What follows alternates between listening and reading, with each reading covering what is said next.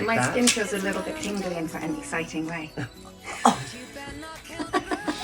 In the dressing room today with delightful Sophie Ellis-Bextor, mother of 5 boys, I want to say first, which gives you sleepless nights still. How old are they? The youngest is 5, but my eldest now, he's nearly 20. He's actually moved out. He now lives just down the road with my mum. So that's quite wholesome. But I have 4 at home still. Yeah. And last night I was kept awake. The 5-year-old, the 11-year-old both got in the bed. And then a strange cat. Let's see the skin. All right, so I'm going to do a little skin Oh, moment no. on you. Okay. I'd say that you have for years, you know my old cohort, Susanna. So Susanna had skin that she could go to bed at 3 a.m, you know, have a drink, do this, do that, wake up, and it was like a baby's bottom. So it looked after her for so many years. And then one morning she woke up and her skin was thinking, am I still going to look after you?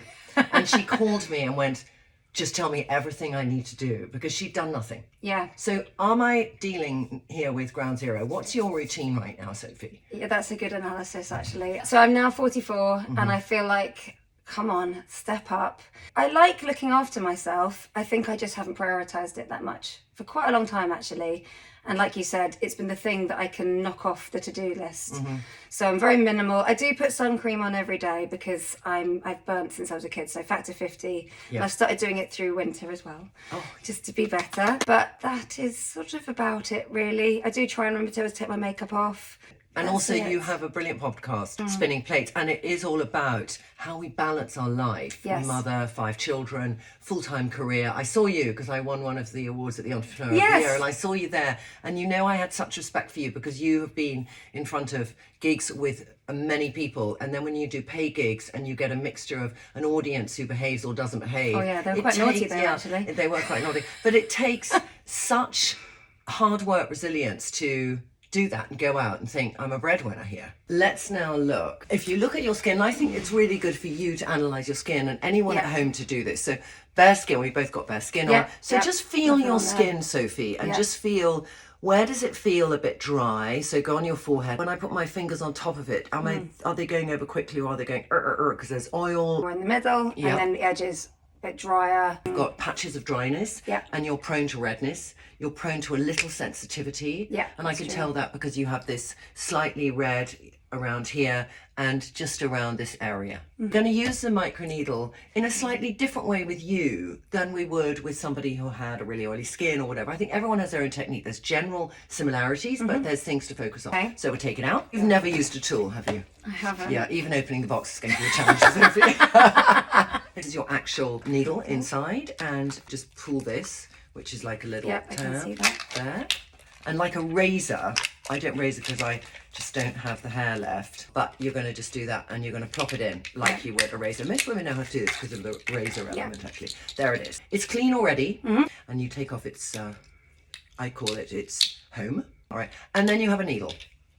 Yeah, I can see that. When you look at that, do you go, is that going on my skin? What's your thought? At the moment, it looks a little bit like the inside of those music boxes. I think it might play a little tune. Oh, I love that you came at it from that point of view. I remember those music boxes so well. Yeah. My husband had got one and put it on the tummy of my unborn baby, Lila, and would play this song. And then when she was born, whenever she was stressed, we played it. And she was like that. That's very sweet. Yeah. Maybe you could incorporate that into the next. It plays it as you do it on your face. We should do personalised ones, and that's the Sophie Ellis-Bextor one. The point of these needles being 0.5, so if you go close up, you'll just see that. Yeah, can you see this? Yeah. On there? Yeah, Is that they're going to just make channels in your skin, and those channels will help products go in deeper, and they'll also go in and they're sort of gently attacking your skin. I'm going to say this in the softest way, but when our skin feels under any form of attack, it goes to heal itself. So I'm going to just start gently on areas that I know your skin is very comfortable with, which is your cheeks, because they're with the most backup inside. Yeah. And we're just going to do little crisscross movements. Okay, that doesn't hurt at all. It doesn't, does it? You thought it was going to hurt more than it. Well, it's a possibility. Yeah. You hear the word needle. Oh, needle. You know, we have that lines of life. So you smile a lot, you're happy, but here there's little creases. So, definitely. All right, so we're going to go, and we can go to those little creases like this. Okay. So I'm just going to go very gently, like that. Okay. You go one way and then the other way. I'm pushing really lightly, but I can feel it's doing stuff, and that feels absolutely fine. Yeah. In fact, I think it's quite nice. You think it's quite nice? My God, that's great. I like that. Quite nice. I like the idea that we keep the skin around our jawline tight. And I do feel that Microneedling and then putting products afterwards that can go deeper, like Plump Up we're going to use, has a lot of ingredients in the peptides that will help keep this firmness around our jawline. Okay, sounds good. Yeah. And for those people watching who don't have your cheekbones, don't have in a way the scaffolding to hold up the jawline as well as you do, it really helps to actually make sure that you're not going to go slack as quickly as we might otherwise do. I mean, that is what happened, isn't it? It is. How's it feeling?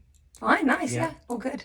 I'm actually quite relieved because I haven't done anything. I've never tried anything. I think I can actually count the number of facials I've had sort of professionally on one hand. Amazing. I've been quite timid, and my husband's quite vocal about me not doing anything, which is fine. You see, that's so interesting. Like, you mustn't ever do anything. Yeah, don't inject anything, don't try anything. So he's but I know he doesn't that want me to come home and like looking like someone else, I think. I think that's it. And I think that, partners can be very apprehensive of that. Yeah. Also, there's a lot about aging I like. Yes. Actually. Life is on the face. Yeah. And so it's showing elements of your life. Exactly. And things you've been through, whether it's been a big trauma that shows on your face or just that you are a person who generally leans towards living in the light rather than living in the darkness. So that's true. There's really great signs of the elements that are good and difficult in our life. That's true. On our face. I think I don't mind looking my age, I just always want to look a well version of it. I say a not tired version. I want to feel not tired. Stimulated. I want to look and feel that there's energy in my face. Absolutely. I think even when I was in my 20s, I could see that, if I was tired, you just look older. Yeah. More drained. So this is, I think, everything we do is about how can we look in the mirror and feel. I mean, I have Botox, Sophie, and I talk about it a lot, and that's just my choice.